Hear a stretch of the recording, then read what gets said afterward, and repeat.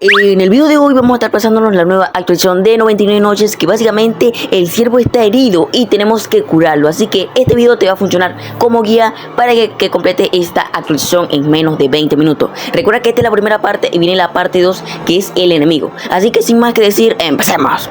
También recuerda suscribirte y activar la campanita.